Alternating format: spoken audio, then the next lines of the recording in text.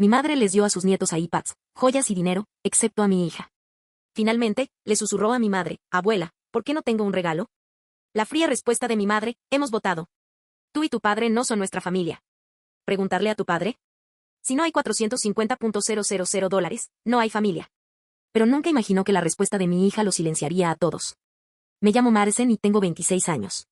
Durante 3 años, creí que ser una buena hija significaba sacrificarlo todo por la familia. Trabajé en 2 empleos, pagué la hipoteca y nunca me quejé cuando criticaron mis decisiones. Pensé que la lealtad familiar lo era todo hasta la noche en que mis padres gritaron esas palabras devastadoras que destrozaron mi mundo por completo.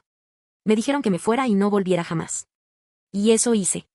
Pero 3 meses después, cuando mi teléfono vibró con un mensaje desesperado, me di cuenta de quién realmente necesitaba a quién.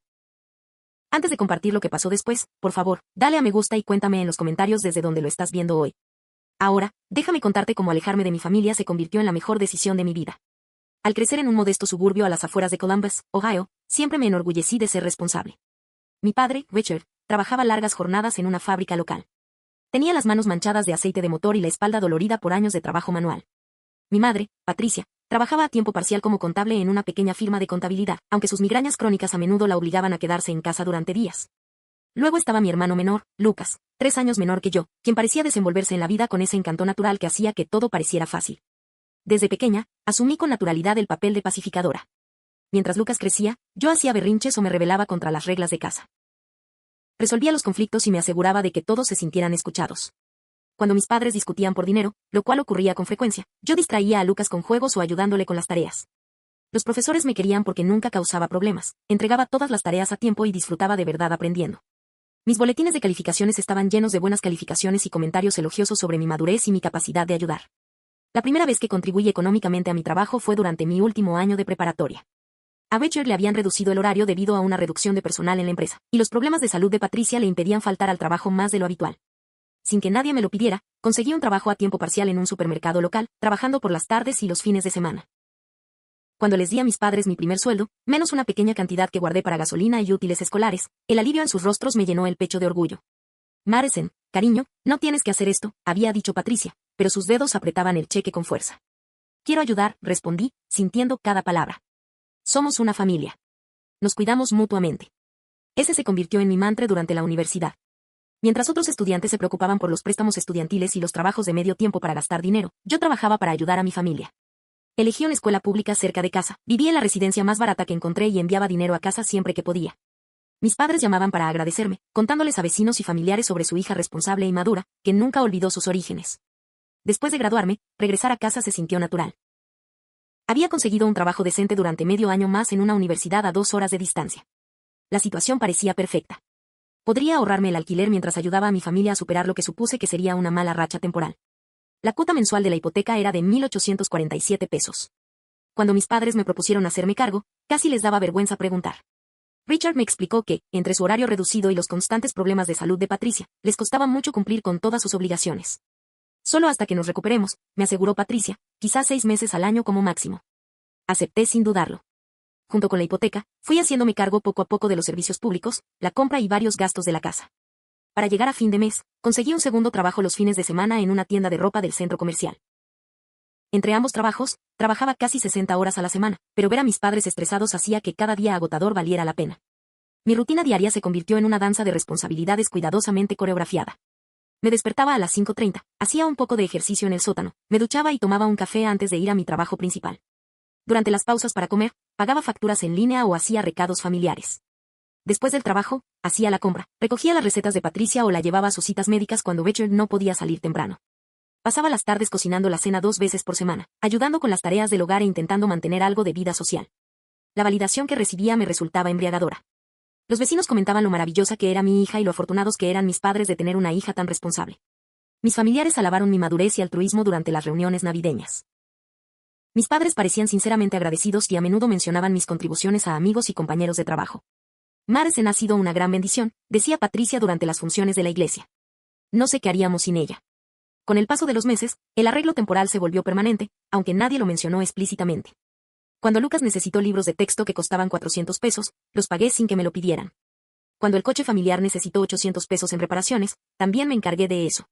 Los gastos de emergencia, desde copagos médicos hasta reemplazos de electrodomésticos, pasaron automáticamente a ser mi responsabilidad.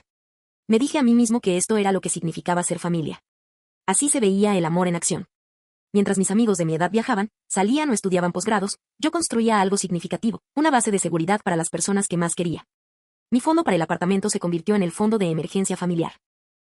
Mis ahorros para las vacaciones se convirtieron en el dinero para los libros de Lucas. Mis aportaciones para la jubilación se convirtieron en reparaciones del hogar. El orgullo que sentía parecía justificado por las reacciones de todos. Mis padres presumían de mí con sus amigos. Lucas valoraba su libertad financiera para dedicarse a sus estudios, y yo me sentía realmente importante. Por primera vez en mi vida, era indispensable.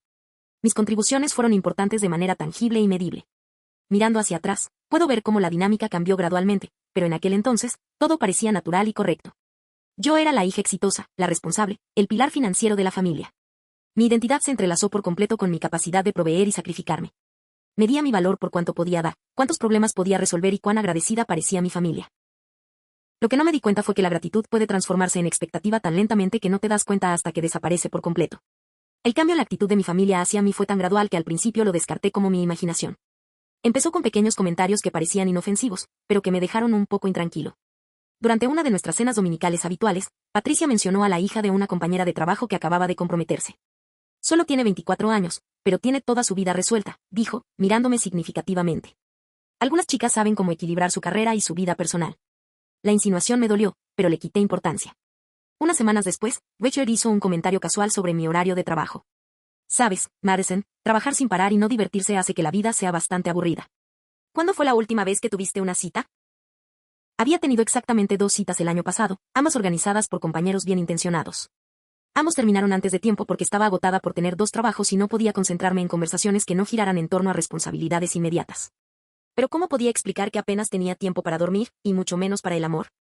Ahora mismo estoy centrada en construir mi carrera, respondí. La respuesta estándar que daba a todos los que cuestionaban mi soltería. Eso es lo que nos preocupa, dijo Patricia, con un tono de voz que nunca antes había oído. Tienes 25 años, vives en casa sin vida social. No es sano, la ironía era asfixiante. Vivía en casa porque pagaba su hipoteca. No tenía vida social porque trabajaba horas extra para cubrir sus gastos, pero de alguna manera, estos hechos se habían distorsionado como defectos de carácter en lugar de sacrificios. Las críticas se intensificaron durante las cenas familiares, que siempre habían sido un momento sagrado para nuestra familia. Lucas contaba historias sobre sus amigos de la universidad, sus perspectivas de prácticas, sus actividades sociales, y nuestros padres lo escuchaban con atención. Cuando intentaba compartir logros laborales o proyectos interesantes que estaba desarrollando, la respuesta era educada pero distante. «Qué bien, cariño», Richard decía antes de cambiar de tema al último logro de Lucas o preguntarle a Patricia sobre su día. Empecé a sentirme como un personaje secundario en mi propia historia familiar. Mis contribuciones solo eran reconocidas cuando había que pagar las cuentas, pero mis pensamientos, sueños y experiencias parecían tener poco interés para nadie. El juego de comparaciones se volvió algo habitual. Durante una cena particularmente dolorosa, Patricia dedicó 20 minutos a elogiar a la novia de Lucas, una estudiante de psicología muy completa y con mucho futuro. Le detalló las prácticas de la chica, su voluntariado y sus planes de estudiar en el extranjero. Esa sí que es una chica que sabe aprovechar al máximo sus oportunidades, concluyó Patricia. No está dejando que la vida se le escape. El mensaje tácito era claro. A diferencia de mí, esta chica vivía correctamente. No estaba atrapada en un ciclo de trabajo y responsabilidad. Experimentaba el mundo, arriesgándose, construyendo un futuro que iba más allá de pagar cuentas. Cuando mencioné que me sentía abrumada por mi carga de trabajo y sugerí reducir mis horas de trabajo en tiendas para centrarme en progresar en mi trabajo principal, la reacción fue rápida y contundente. Bueno, nadie te obligó a asumir tanta responsabilidad, dijo Patricia con una frialdad que me revolvió el estómago. Tú misma tomaste estas decisiones. La afirmación era técnicamente cierta, pero no entendía bien el contexto. Sí, había decidido ayudarlos, pero fue por amor y lealtad familiar. Que me lo presentaran como una decisión personal de la que no debía quejarme me hizo sentir como una traición a todo lo que creía haber construido juntos. Richard empezó a hacer comentarios sobre mi estilo de vida que cada vez me parecían más críticos. Cuando me compré una chaqueta nueva después de meses de pensarlo, hizo un comentario mordaz sobre algunas personas que derrochan dinero. Cuando mencioné que estaba considerando unas pequeñas vacaciones con Emma, se preguntó en voz alta sobre la gente que podía permitirse ser irresponsable con sus finanzas. Estos comentarios me dolieron especialmente porque era increíblemente cuidadoso con el dinero. Cada compra era considerada y reconsiderada. Compraba comestibles genéricos, ropa en oferta y no había ido al cine en más de un año. Sin embargo, de alguna manera, me estaban pintando como frívola y autocomplaciente. La doble moral se volvió imposible de ignorar. Lucas podía gastar dinero en videojuegos, salidas con amigos y viajes de vacaciones de primavera sin que nadie cuestionara sus prioridades financieras. Cuando compró una laptop nueva y costosa para la escuela, nuestros padres celebraron su inversión en el futuro. Cuando compré un libro de 10 pesos, Richard comentó sobre gastos innecesarios. Mis padres empezaron a tratarme más como una inquilina que como una hija querida. Hicieron planes sin consultarme, incluso para eventos familiares en los que tradicionalmente participaba. Cuando decidieron reorganizar la sala, no me pidieron opinión, a pesar de que pasaba las tardes allí y pagaba la casa. Es nuestra casa, dijo Patricia cuando le pregunté por la nueva distribución de los muebles. El pronombre posesivo me pareció una bofetada después de años de pagar la hipoteca. La distancia emocional se acentuaba cada semana. Mis padres dejaron de preguntarme con interés genuino cómo había sido mi día. Ya no elogiaban mis logros laborales ni parecían orgullosos de mi crecimiento profesional. El cálido aprecio que antes sentía por ellos fue reemplazado por una especie de tolerancia a regañadientes, como si mi presencia en su casa fuera una molestia que tuvieran que soportar. Lo más doloroso fue que parecían estar animándome activamente a irme. Comentarios sobre mi independencia, sugerencias de que me sentía demasiado cómoda viviendo en casa y preguntas directas sobre mi futura convivencia se convirtieron en temas de conversación habituales. Empecé a cuestionarlo todo. ¿Había malinterpretado nuestro acuerdo? ¿Se sentían agobiados por mi presencia a pesar de mis aportaciones económicas? ¿De verdad los estaba ayudando o me estaba imponiendo en sus vidas de maneras que no había reconocido? Las semillas de duda que sembraron estas interacciones pronto se convertirían en un mar de confusión y dolor que cambiaría todo entre nosotros para siempre. La tensión en casa se volvió tan densa que se podía cortar con un cuchillo, pero me repetía que era estrés pasajero debido a factores externos. Quizás Becher estaba preocupado por la seguridad laboral o la salud de Patricia la preocupaba más de lo que ella misma admitía. Me aferraba a estas explicaciones porque aceptar la alternativa significaba afrontar la posibilidad de que mi familia realmente no me quisiera cerca. El punto de quiebre empezó cuando mis padres anunciaron sus planes de redecorar la casa. Llevaban meses hablando de renovar la sala y la cocina, comentando colores de pintura y estilos de muebles con un entusiasmo que no les había visto en años. Hemos ahorrado lo suficiente para que por fin este lugar vuelva a sentirse como nuestro hogar. Patricia dijo emocionada, mostrándome recortes de revistas de juegos de muebles modernos y combinaciones de colores. Me alegré por ellos hasta que me di cuenta de lo que significaba ahorrar. Esperaban que financiara el proyecto de renovación de $3,500 sin que yo participara en las decisiones de diseño. Ya lo tenemos todo decidido. Becher me explicó cuando le pregunté por el presupuesto que solo necesitamos que cubras los gastos, ya que eres muy buena administrando el dinero. La simple suposición de que yo pagaría las mejoras de una casa donde cada vez me sentía menos bienvenido fue como una bofetada. Cuando pregunté, con vacilación, si podía opinar sobre las decisiones que afectarían las zonas comunes donde pasaba mi tiempo, la respuesta de Patricia fue rápida y cortante. Es nuestra casa, Madison. Llevamos 28 años viviendo aquí. Creo que sabemos lo que queremos. El lenguaje posesivo me dolió, sobre todo porque llevaba casi 2 años pagando su hipoteca. Pero en lugar de discutir, acepté financiar su proyecto, diciéndome que unos padres felices significarían un hogar más tranquilo. Casi al mismo tiempo, mi carrera estaba llegando a un punto de inflexión crucial. Mi gerente me había contactado para ofrecerme una oportunidad de ascenso que implicaría capacitación adicional, más horas inicialmente y, con el tiempo, un aumento salarial significativo. Era exactamente el tipo de ascenso que buscaba, pero requeriría reducir mi trabajo de fin de semana en una tienda para adaptarme a las responsabilidades adicionales. Cuando mencioné esta oportunidad durante la cena, esperando una celebración familiar por mi crecimiento profesional, la reacción fue inmediata y hostil. ¿Así que planeas abandonar tus responsabilidades familiares por tu carrera?, preguntó Becher con voz acusatoria. No es abandonar nada. Protesté. Es una oportunidad para progresar profesionalmente, lo que a la larga beneficiaría a todos. Me parece bastante egoísta, añadió Patricia. Dependemos de esos ingresos, Madison. No puedes simplemente decidir ganar menos dinero porque quieres un puesto más elegante. Su respuesta lo reveló todo sobre cómo veían mi papel en la familia. Yo no era su hija persiguiendo sus sueños. Era su fuente de ingresos que amenazaba con reducir las ganancias. El ascenso no fue un logro digno de celebración. Fue un inconveniente para su planificación financiera. Lucas llegó a casa para las vacaciones de primavera en ese momento y su presencia solo agravó las tensiones existentes. Mientras yo trabajaba 60 horas semanales y financiaba mejoras en la casa, él planeaba un costoso viaje para refugiarse con sus compañeros de fraternidad. Mamá y papá dijeron que podían ayudar con los gastos del viaje. Lo mencionó casualmente mientras preparaba la cena. Es importante para hacer contactos y construir relaciones que podrían impulsar mi carrera profesional más adelante. Vi a mis padres darle $800 para lo que básicamente eran unas vacaciones de fiesta, mientras me criticaban por considerar una oportunidad de ascenso profesional.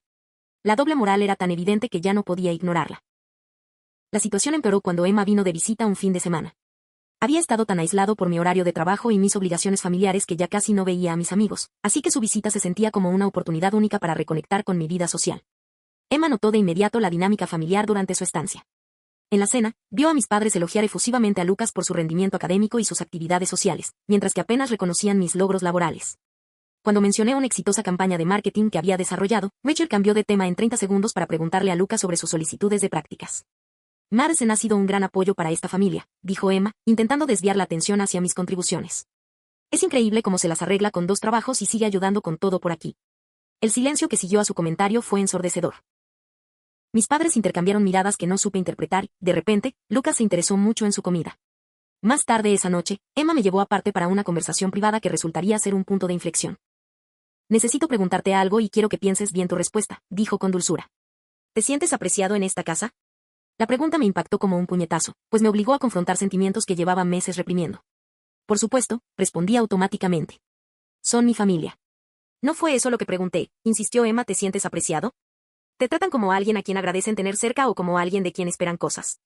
Sus palabras sembraron dudas que no pude disipar. Esa noche, después de que Emma se durmiera, me quedé despierta, repasando meses de interacciones desde esta nueva perspectiva. ¿Cuándo fue la última vez que mis padres me agradecieron mis contribuciones? ¿Cuándo fue la última vez que me preguntaron por mis metas, mis sueños, mi felicidad? ¿Cuándo fue la última vez que me trataron como a una hija en lugar de como un recurso? La revelación más devastadora llegó 2 días después de que Emma se fuera. Volvía de hacer la compra cuando escuché a mis padres hablando en la cocina, aparentemente sin saber que había regresado.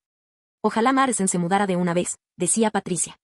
Se comporta como si fuera la dueña de este lugar solo porque paga algunas cuentas. Ya lo sé, asintió Richard. Se está volviendo una carga con todas sus opiniones sobre todo. Y últimamente, ha estado de muy mal humor y es difícil estar con ella. Quizás deberíamos empezar a animarla más directamente a encontrar su propio lugar, sugirió Patricia. Tiene 26 años. No es normal que siga viviendo aquí. Me quedé paralizado en el pasillo, con las bolsas de la compra clavándose en mis manos mientras mi mundo se derrumbaba a mi alrededor. Las personas por las que lo había sacrificado todo me veían como una carga. La familia a la que había apoyado económica y emocionalmente durante años deseaba que desapareciera. Esa noche, tomé una decisión que lo cambiaría todo. Iba a tener una conversación sobre límites, respeto mutuo y lo que nuestra relación familiar realmente significaba para todos nosotros. No tenía ni idea de que esta conversación se convertiría en algo que destruiría todo lo que creía saber sobre el amor, la lealtad y la familia. Pasé 3 días planeando lo que les diría a mi familia. Anoté los puntos clave, practiqué diferentes enfoques e intenté anticipar sus respuestas. Quería abordar la creciente tensión, manteniendo el respeto por todos los involucrados. Creía sinceramente que una comunicación honesta podría solucionar lo que fuera que saliera mal entre nosotros. Elegí la cena del domingo para nuestra conversación. Pensé que el ambiente familiar ayudaría a mantener la calma y la productividad. Lucas estaba en casa el fin de semana, así que estaríamos todos juntos. Preparé mi plato de pasta favorito, puse la mesa con gusto e intenté crear un ambiente que fomentara el diálogo abierto. Me gustaría hablarles de algo que me ha estado preocupando. Empecé después de que terminamos de comer. Mi voz era firme. Mi tono, respetuoso. He sentido que últimamente hay tensión en nuestra familia, y creo que deberíamos abordarla antes de que empeore. La reacción fue inmediata y fría. Rachel dejó el tenedor y se cruzó de brazos, mientras que la expresión de Patricia adoptó una expresión que nunca antes había visto. Puro enfado. ¿Qué clase de tensión?, preguntó Rachel, con voz ya defensiva. Siento que he estado andando con pies de plomo. Continué con cuidado. Quiero mucho a esta familia y quiero ayudar, pero últimamente parece que no se valora nada de lo que hago. Me gustaría que habláramos sobre cómo podemos comunicarnos mejor y asegurarnos de que todos se sientan valorados. ¿Valorados? Patricia se rió, pero no tenía gracia. Madison, te hemos dado techo durante 26 años. Te criamos, te alimentamos, te vestimos, pagamos tu educación, y ahora estás aquí hablando de sentirte infravalorada. Su respuesta me pilló completamente desprevenida. Este no era el rumbo que esperaba que tomara la conversación. No estoy hablando del pasado, dije, intentando mantener la calma. Te agradezco todo lo que has hecho por mí. Ahora hablo de cómo interactuamos como adultos. Siento que mis contribuciones a esta familia no son apreciadas, y me gustaría entender por qué. ¿Tus contribuciones? La voz de Rachel se alzaba. ¿Qué contribuciones? ¿Te refieres a pagar algunas facturas? Madison, eso se llama ser adulta. Eso se llama responsabilizarte de ti misma en lugar de aprovecharte de tus padres para siempre. La palabra aprovechamiento me impactó como un puñetazo. Llevaba más de 2 años trabajando en 2 empleos para mantener a esta familia, y él me llamaba gorrón. Llevo 2 años pagando tu hipoteca, dije, con la voz entrecortada. Pago la compra, los servicios, los libros de Lucas, las reparaciones del coche, los copagos médicos. ¿Cómo es eso de aprovecharse? Nadie te pidió que hicieras eso, espetó Patricia. Esas fueron tus decisiones, Madison. Decidiste controlarnos. ¿Controlarte? Estaba realmente confundido. ¿Cómo intento controlar a alguien? Actúas como si fueras el dueño de este lugar, intervino Lucas, hablando por primera vez. Tienes opiniones sobre todo. Actúas como si te debiéramos algo y haces que todos se sientan culpables cada vez que gastan dinero. La traición de mi hermano menor, cuya educación yo había financiado parcialmente, me hirió más que cualquier cosa que mis padres hubieran dicho. No lo entiendo, dije, y se me saltaron las lágrimas. Creí que estaba ayudando. Creí que éramos un equipo. Rachel se puso de pie, con el rostro enfurecido. Madison, tienes 26 años, sin vida, sin novio, sin amigos, viviendo en casa de tus padres y comportándote como una mártir porque eliges pagar las cuentas en lugar de construir tu propia vida. Cada palabra era como un puñal. Atacaban no solo mis contribuciones, sino toda mi existencia, mis decisiones de vida, mi carácter. ¿Quieres saber la verdad? Dijo Patricia, poniéndose de pie también. Eres egoísta, Madison. Te escondes tras esta tontería de la responsabilidad familiar porque te da demasiado miedo vivir tu propia vida. Usas el dinero para sentirte importante y necesario porque no tienes nada más a tu favor. Eres manipulador, añadió Richard. Te has involucrado tanto en nuestras finanzas que nos sentimos culpables por tomar decisiones sin ti. Eso no es amor, Madison. Es chantaje emocional. Intenté defenderme y explicar que solo quería ayudar, que toda mi contribución había sido gratuita por amor. Pero mis palabras quedaron ahogadas por sus continuos ataques. ¿Quieres saber qué pensamos realmente? La voz de Patricia ahora era cruel, más aguda que nunca. Creemos que eres patético. Tienes 26 años y toda tu identidad gira en torno a que tu familia te necesite. No tienes aficiones, intereses ni metas que no nos involucren. Es perjudicial y, francamente, agotador. Hace que todos andemos con pies de plomo, añadió Lucas. No podemos disfrutar de nada sin sentir que tenemos que justificarlo. No podemos hacer planes sin tener en cuenta tu horario. No podemos conversar sin que te involucres en cada decisión. Yo no lo hago. Protestaba semanalmente. Pero incluso mientras lo decía, me preguntaba si tenían razón. ¿Me habría involucrado demasiado? Mi deseo de ayudar se habría convertido en un comportamiento controlador. Claro que sí, dijo Becher. Y estamos hartos. Estamos hartos de sentirnos culpables por vivir nuestras propias vidas en nuestra propia casa. Esta también es mi casa. Dije las palabras con más fuerza de la que pretendía. Pago la hipoteca. Pago las facturas. Tengo derecho a participar en las decisiones que me afectan. El silencio que siguió fue ensordecedor. Mis padres se miraron y vi algo que se decían que no pude interpretar. De hecho, dijo Patricia lentamente, ese es precisamente el problema. ¿Crees que pagar las cuentas te da control? ¿Crees que aportar dinero te da derecho a controlar nuestras decisiones? Así no funciona la familia, Madison. Entonces, ¿cómo funciona la familia?, pregunté, sinceramente confundido y dolido. Porque creía que significaba apoyarse mutuamente y agradecer la ayuda en los momentos difíciles. La familia, dijo Becher fríamente, funciona cuando cada uno respeta los límites y vive su propia vida en lugar de intentar controlar a los demás mediante la manipulación financiera. La acusación de manipulación fue la gota que colmó el vaso. Tras años de sacrificio, tras renunciar a mis propias oportunidades y sueños para ayudarlos, me acusaban de manipulación. Bien. Dije, levantándome de la mesa. Si así te sientes, quizás debería irme. Esperaba que protestaran, que se disculparan, que se dieran cuenta de que habían ido demasiado lejos. En cambio, mis padres intercambiaron otra mirada y Patricia pronunció unas palabras que me atormentarían para siempre. De hecho, sí. Quizás deberías. Tienes 26 años, Madison. Es hora de que aprendas a vivir de forma independiente en lugar de esconderte tras las obligaciones familiares. La habitación me daba vueltas. No solo no lograban impedirme irme. Lo estaban animando. ¿Quieres que me vaya?, pregunté, apenas capaz de articular las palabras. Creemos que sería lo mejor para todos, dijo Becher. Necesitas construir tu propia vida en lugar de vivir indirectamente a través de la nuestra. Y necesitamos espacio para ser una familia sin sentirnos vigilados y juzgados todo el tiempo. Lucas asintió, y esa traición fue como el último clavo en el ataúd de todo lo que creía sobre nuestra familia. Eres un desagradecido. Becher gritó cuando no respondí de inmediato. Vete y no vuelvas nunca más. Ya no necesitamos tus culpas ni tu dinero. Las palabras resonaron en el silencio que siguió. Mi familia entera me acababa de decir que me fuera y no volviera jamás. Las personas por las que lo había sacrificado todo me acababan de rechazar por completo. Observé cada rostro, buscando alguna señal de arrepentimiento o vacilación. En cambio, vi alivio. Querían que me fuera. Bueno, dije en voz baja. Me voy. Y por primera vez en la conversación, dije cada palabra en serio. La tranquila aceptación en mi voz pareció sorprender a todos, incluso a mí misma. Creo que esperaban que me derrumbara, que suplicara perdón o que prometiera cambiar mi comportamiento. En cambio, simplemente asentí y dije, voy a empacar mis cosas. Subí a paso firme hacia mi habitación de la infancia, aunque el corazón me latía tan fuerte que lo oía en los oídos. La habitación parecía igual que el día anterior. Mis libros de marketing en el escritorio, fotos de la universidad con Emma en la cómoda, el edredón lavanda que mi madre me había regalado para mi 16º cumpleaños. Pero todo se sentía diferente ahora, como si lo viera con los ojos de una desconocida. Saqué 2 maletas del armario y empecé a empacar metódicamente. Ropa esencial, documentos importantes, mi portátil y algunos objetos con valor sentimental. Dejé atrás muebles, la mayoría de mis libros, electrodomésticos de cocina que había comprado y adornos que había acumulado a lo largo de los años. Esas cosas pertenecían a una vida que, al parecer, ya no me apetecía vivir. Lo más surrealista fue el silencio de abajo. Nadie vino a verme, a disculparse ni a sugerir que intentáramos arreglar las cosas. Podía oír el murmullo de las conversaciones y alguna que otra risa, como si nada significativo hubiera pasado. Como si su hija y su hermana no hubieran sido expulsadas de la familia. Luke subió justo cuando estaba cargando el coche. ¿Necesitas ayuda con algo?, me preguntó con naturalidad, como si me estuviera mudando en circunstancias normales. Ya lo tengo, respondí, sin atreverme a decir más.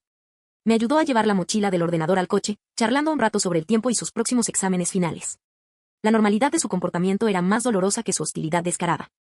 Para él, era un día de mudanza normal, no una destrucción familiar. Dejé la llave de mi casa en la encimera de la cocina y salí sin despedirme. Mis padres estaban en la sala y pude verlos a través de la puerta, pero no se percataron de mi partida. El sonido de la puerta principal al cerrarse tras mí fue tan definitivo que me oprimió el pecho. Emma me recibió en su apartamento sin hacer preguntas, solo preguntándome si estaba a salvo y si necesitaba algo urgente. Esa primera noche, me tumbé en su sofá mirando al techo, repasando cada momento del enfrentamiento. Esperaba que mi teléfono sonara con una disculpa, una explicación o, al menos, que reconociera que algo terrible le acababa de pasar a nuestra familia. El teléfono nunca sonó. Las primeras semanas fueron devastadoras de maneras que no había previsto. Lloré en momentos inesperados en el supermercado cuando veía salsa para pasta que me recordaba las cenas familiares en el trabajo, cuando mis compañeros me preguntaban sobre planes de fin de semana que solían incluir tiempo en familia, por la noche, cuando la ausencia de voces y sonidos familiares hacía que el apartamento de Emma pareciera un país extranjero. Pero algo inesperado comenzó a suceder junto con el dolor. Por primera vez en años, me sobraba dinero después de pagar mis cuentas. Sin la hipoteca, los servicios públicos, la compra de comestibles para 4 personas y las constantes emergencias familiares, mis sueldos cubrían mis gastos con sobrante. Podía comprar alimentos orgánicos sin calcular gastos. Podía reemplazar mi ropa de trabajo desgastada sin remordimientos. Podría considerar comprar café en la cafetería cerca de mi oficina en lugar de prepararlo en casa para ahorrar $3 al día. Al principio, estos pequeños lujos me parecían casi vergonzosos, como si estuviera traicionando mis antiguos valores de responsabilidad financiera. Mi rendimiento laboral mejoró notablemente sin el estrés constante de las obligaciones familiares. Ya no tenía que salir temprano para las citas médicas de Patricia ni atender llamadas durante reuniones sobre emergencias domésticas. Podía concentrarme por completo en mis proyectos, asistir a eventos de networking después del trabajo y aprovechar las oportunidades de desarrollo profesional que había estado posponiendo. Mi gerente notó el cambio de inmediato. Te ves diferente últimamente, dijo durante mi evaluación de desempeño. Más seguro, más comprometido. Hagas lo que hagas, sigue así. Empecé terapia para procesar lo sucedido, en parte porque Emma me lo sugirió con delicadeza y en parte porque realmente no podía entender cómo mis relaciones familiares se habían deteriorado tanto. Mi terapeuta, la doctora Chin, me presentó conceptos que nunca antes había escuchado: parentificación, codependencia y manipulación emocional. Parece que asumiste responsabilidades de adulta desde muy joven. Durante una de nuestras sesiones, me explicó que esto puede crear dinámicas familiares perjudiciales donde tu valor se vincula con lo que aportas, en lugar de con quién eres. A través de la terapia, comencé a comprender que el trato que mi familia me daba no era un cambio repentino de personalidad, sino el resultado de patrones que se habían ido desarrollando durante años. Se habían acostumbrado a mi apoyo sin corresponder a mi cuidado emocional. Había permitido su dependencia mientras sacrificaba mi propio crecimiento e independencia. Pasaron 3 meses sin tener contacto con mi familia. Creé nuevas rutinas, forjé amistades con compañeros de trabajo y comencé a explorar aficiones que había abandonado años atrás. Tomé una clase de pintura, me uní a un club de lectura e incluso tuve algunas citas con un colega que me hacía reír y me trataba como si valiera la pena. Mi nuevo apartamento era pequeño, pero completamente mío. Elegí los muebles, los colores, la decoración. Cocinaba comidas que disfrutaba en lugar de intentar complacer los gustos de los demás. Veía películas que quería, escuchaba música que me gustaba y tomaba decisiones basadas en mis propios deseos, no en las obligaciones familiares. La independencia era embriagadora. Había olvidado lo que se sentía vivir para mí, tomar decisiones basadas en mis propias necesidades y deseos. Empecé a ahorrar dinero para metas que no tenían nada que ver con nadie más: unas vacaciones en Europa, un posgrado, la entrada de una casa propia. Pero el cambio más sorprendente fue lo poco que extrañaba el drama y las críticas constantes que habían caracterizado mi vida familiar. No me había dado cuenta de cuánta energía emocional había estado gastando en gestionar los sentimientos y reacciones de los demás. Sin esa carga, me sentía más ligero y optimista que en años. Estaba construyendo una vida que me pertenecía por completo y, por primera vez, era genuinamente feliz, lo que hizo que lo que sucedió después fuera aún más revelador sobre la verdadera naturaleza de los sentimientos de mi familia hacia mí. Estaba haciendo la compra un martes por la noche, 3 meses y 2 semanas después de dejar la casa de mi familia, cuando vibró mi teléfono con un mensaje de texto. El nombre de mi padre en la pantalla me revolvió el estómago. Por un momento, pensé en ignorarlo por completo, pero la curiosidad me venció. El mensaje era breve y conciso. ¿Por qué no has pagado la hipoteca? Me quedé mirando esas 6 palabras durante un minuto entero, de pie en el pasillo de pasta del supermercado, mientras asimilaba la implicación completa. Ni cómo estás, ni te extrañamos, ni podemos hablar. Solo me exigía saber por qué no le había enviado dinero. El texto reveló todo sobre sus verdaderas motivaciones para nuestra reconciliación. No querían recuperar a su hija. Querían recuperar su cajero automático. Tomé una captura de pantalla del mensaje y se la envié a Emma con un pie de foto. Al parecer, nunca me sentí incómoda, solo un inconveniente temporal. Luego, preparé mi respuesta con cuidado. Pensé que ya no era bienvenido. Mi teléfono sonó en 30 segundos. Madison, la voz de Becher era diferente a la de nuestra confrontación. Atrás quedaron la ira y la rectitud. Ahora había pánico y algo que casi sonaba a desesperación. Papá, dije con calma, apoyándome en mi carrito de la compra. Tenemos que hablar, dijo. Ha habido un malentendido sobre lo que pasó esa noche. ¿Qué clase de malentendido? Pregunté, con genuina curiosidad por saber cómo lo explicaría. No pretendíamos que te fueras para siempre, dijo, con las palabras saliendo atropelladamente. Todos estábamos molestos, diciendo cosas que no queríamos decir. Ya sabes cómo se ponen las discusiones familiares. En realidad, no. Respondí. Porque en las familias sanas, nadie les dice a sus hijos que se vayan y no vuelvan a menos que lo sientan. Madison, por favor, continuó. Te queremos. Te extrañamos. Todo esto se ha salido de control. La declaración de amor habría significado algo si hubiera llegado antes de la investigación de la hipoteca. Pero el momento dejó claro que su afecto estaba directamente ligado a sus necesidades financieras. ¿Cómo van las cosas económicamente?, pregunté, sabiendo ya la respuesta. La pausa me lo dijo todo. Ha sido un reto, admitió. Nos hemos atrasado con algunos pagos. El banco nos envió un aviso sobre un proceso de ejecución hipotecaria. ¿Y qué hay del dinero que te ahorraste al no tenerme cerca? Pregunté, ya sabes, toda esa comida que no comía, los servicios que no usaba, el espacio que no ocupaba. No es tan sencillo, dijo Becher. Tus ingresos eran. Habíamos ajustado nuestro presupuesto con base en tus aportaciones. Es decir, habían pasado 3 años viviendo por encima de sus posibilidades porque sabían que yo cubriría el déficit. ¿Puedo hablar con ella? Escuché la voz de Patricia de fondo. Madison, tu madre quiere hablar contigo, dijo Becher. La voz de Patricia llegó por teléfono con una dulzura forzada que recordaba de mi infancia, cuando quería algo de mí. Cariño, hemos estado muy preocupados por ti. Ella empezó. Te fuiste tan de repente, y no sabíamos cómo contactarte. No queríamos interrumpir si necesitabas espacio. La mentira fue tan descarada que casi me río. Tenían mi número de teléfono, mi información laboral y los datos de contacto de Emma. Si hubieran querido contactarme por cualquier motivo que no fuera dinero, podrían haberlo hecho hace meses. Cometimos errores esa noche, continuó Patricia. Dijimos cosas con enojo que no queríamos decir. Pero tienes que entender que somos familia. La familia resuelve los problemas juntos. ¿Qué problemas estamos resolviendo? Le pregunté, bueno, esta situación financiera, para empezar, dijo, dejando un poco de lado la farsa. Nos enfrentamos a una ejecución hipotecaria de Madison. Podríamos perder la casa. ¿De verdad es eso lo que quieres? La manipulación emocional fue justo lo que el Dr. Chin me advirtió que esperaría. Estaban haciendo de su crisis financiera mi responsabilidad y mi culpa. ¿Cuánto debes? Pregunté. Llevamos 3 meses de retraso con la hipoteca, dijo Becher, volviendo al teléfono. Más recargos y penalizaciones. Necesitamos unos $6.000 para ponernos al día. $6.000. 3 meses de hipoteca que esperaban que yo cubriera a pesar de decirme que me fuera y no volviera. ¿Qué pasó con el dinero que has estado ganando y ahorrando sin mí?, pregunté, con otra pausa. A Patricia le redujeron las horas en el trabajo, dijo Becher. Y Lucas necesitaba ayuda con un gasto inesperado para la escuela. Claro que Lucas necesitaba dinero. Y claro, habían priorizado sus necesidades sobre los pagos de la hipoteca, asumiendo que yo eventualmente volvería para solucionar sus problemas financieros. Madison, dijo Patricia, con voz suplicante. Sé que te ofendimos, pero no puedes castigar a toda la familia por una sola discusión. Esta casa ha pertenecido a nuestra familia durante 30 años. Lucas creció aquí. Esta es su casa. La casa a la que se había referido específicamente como nuestra casa, cuando quería excluirme de las decisiones, ahora era de repente un legado familiar que yo tenía la responsabilidad de preservar. No estoy castigando a nadie, dije. Respeto tus deseos. Me dijiste que me fuera y no volviera jamás. Dijiste que no necesitabas mis sentimientos de culpa ni mi dinero. Te creí. Estábamos enojados, protestó Becher. La gente dice cosas que no siente cuando está molesta. Tienes que saber que no queríamos que te fueras para siempre. Entonces, ¿qué querías?, pregunté. El silencio se alargó lo suficiente como para que supiera que se estaban dando cuenta de la trampa de la pregunta. Querían que me castigaran como era debido, que aceptara sus críticas sin defenderme, que siguiera pagando sus cuentas mientras aceptaba menos respeto y consideración. Querían los beneficios de mi apoyo económico sin la incomodidad de tratarme como un miembro valioso de la familia. Queremos que vuelvas a casa, dijo Patricia finalmente. Queremos que nuestra familia vuelva a estar unida. ¿Cómo sería eso? Pregunté, si volviera, ¿qué sería diferente? Te trataríamos mejor, dijo Becher rápidamente. Te agradeceríamos más. Nos aseguraríamos de que te sintieras valorado. Promesas vacías diseñadas para resolver su crisis financiera inmediata. No reconocieron las formas específicas en que me habían lastimado. No comprendieron por qué su comportamiento había sido problemático ni un plan concreto para cambiar su actitud. ¿Y si no puedo regresar de inmediato?, pregunté, ¿necesito tiempo para pensarlo? Bueno, de todas formas necesitaríamos ayuda con la hipoteca, dijo Patricia. Aunque no estés listo para regresar, seguro que puedes ayudarnos a evitar la ejecución hipotecaria. Seguimos siendo familia. Ahí estaba. La verdadera pregunta. ¿Querían mi dinero, volviera o no?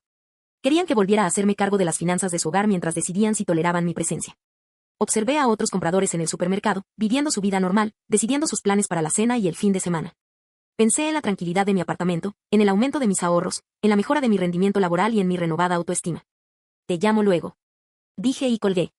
Por primera vez en meses, sabía exactamente qué decirle a mi familia. Y por fin estaba lista para decirlo.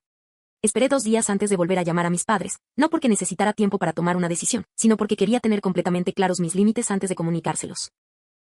Había pasado demasiados años reaccionando a sus exigencias en lugar de responder con fuerza y claridad.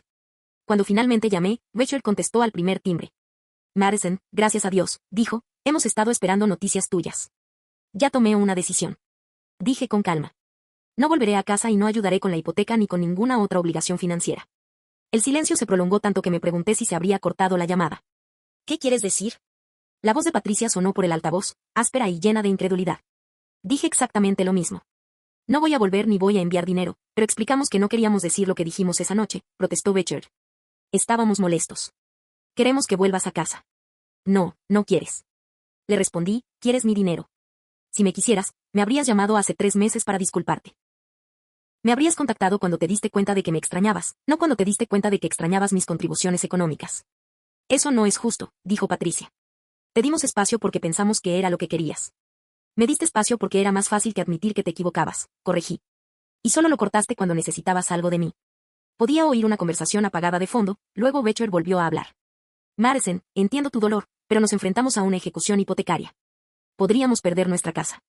Seguramente tu enojo no vale más que la seguridad de tu familia. El intento de responsabilizarme de su crisis fue justo lo que esperaba, y estaba preparada. Tu seguridad financiera no es mi responsabilidad, dije. Me dijiste que era manipuladora por hacerme necesaria para tus finanzas. Me dijiste que era controlador por opinar sobre el dinero que aportaba. Me dijiste que era egoísta por priorizar mi progreso profesional. Así que me desvinculé por completo de tu situación financiera. Estás siendo vengativo, acusó Patricia. Nos estás castigando por una sola discusión. No castigo a nadie, respondí. Me estoy protegiendo para que no se aprovechen de mí otra vez. Pasaste 3 años aceptando mi dinero mientras criticabas mi carácter. Me hiciste sentir culpable por cada compra personal mientras esperabas que financiara tus deseos y necesidades sin cuestionarlos. Esa no es una relación que esté dispuesta a continuar. Pero somos familia, dijo Richard, con un tono de súplica que nunca antes había oído. Sí, lo somos, acepté.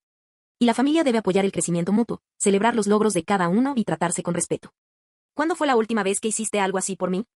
La pregunta quedó en el aire sin respuesta porque todos sabíamos la verdad. No recordaban la última vez que habían mostrado un interés genuino en mi felicidad o éxito que no estuviera relacionado con su propio beneficio. Lo haremos mejor, prometió Patricia. Cambiaremos nuestra forma de tratarte. Solo ayúdanos a superar esta crisis y todo cambiará. Tuviste 3 años para tratarme mejor cuando contribuía a tu hogar, dije. En cambio, elegiste darme por sentado. No te voy a dar otra oportunidad para hacer lo mismo. ¿Y Lucas? Preguntó Richard, jugando con lo que claramente creía que era su mejor baza. Tendrá que dejar la escuela si perdemos la casa. ¿Quieres arruinar el futuro de tu hermano? La manipulación emocional fue tan evidente que me sentí insultado por su suposición de que funcionaría conmigo. Lucas tiene 23 años, respondí. Puede pedir préstamos estudiantiles como millones de otros estudiantes universitarios. Puede conseguir un trabajo de medio tiempo como yo. Puede aprender a mantenerse solo en lugar de depender del dinero familiar para su estilo de vida. Eso es cruel, dijo Patricia. No debería tener que pasar apuros porque le guardes rencor.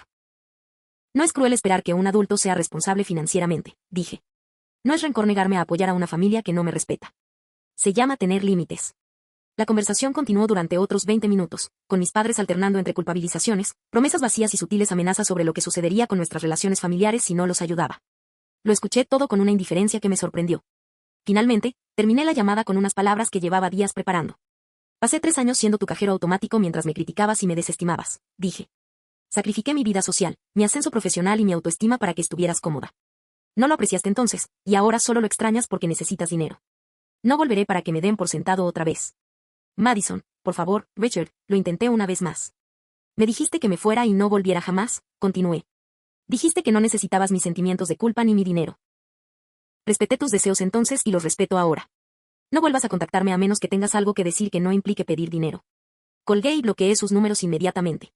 El alivio que sentí fue inmediato y abrumador. Por primera vez en años, no era responsable de la seguridad financiera, el bienestar emocional ni las decisiones de vida de nadie. Tenía la libertad de construir una vida basada en mis propios valores y prioridades.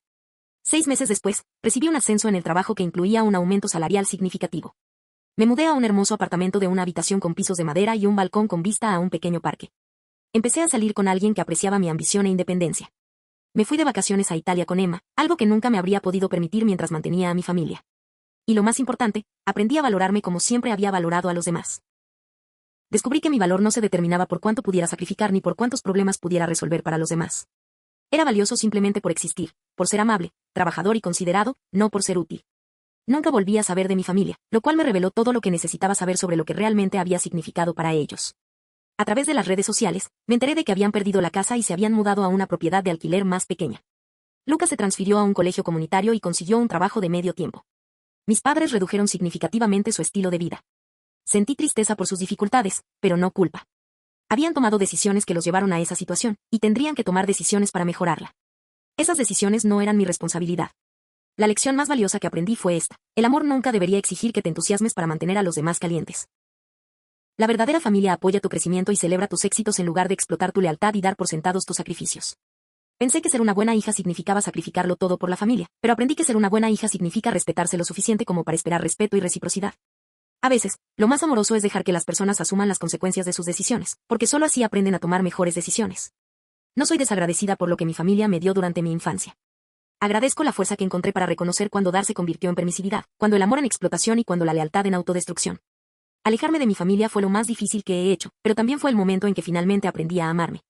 Hoy soy genuinamente feliz y libre, rodeada de personas que me valoran por quien soy, no por lo que puedo aportar. He aprendido que mi valor no se mide por cuánto me sacrifico por los demás, sino por lo bien que honro mi propio valor y mantengo mis límites. Esa lección lo cambió todo para mí, y espero que pueda ayudar a alguien más que esté pasando por situaciones similares. ¿Alguna vez has tenido que elegir entre la lealtad familiar y el respeto por ti mismo? Me encantaría leer tu opinión en los comentarios. Dale me gusta a este video si te ha llamado la atención y no olvides suscribirte para más historias sobre crecimiento personal y dinámicas familiares.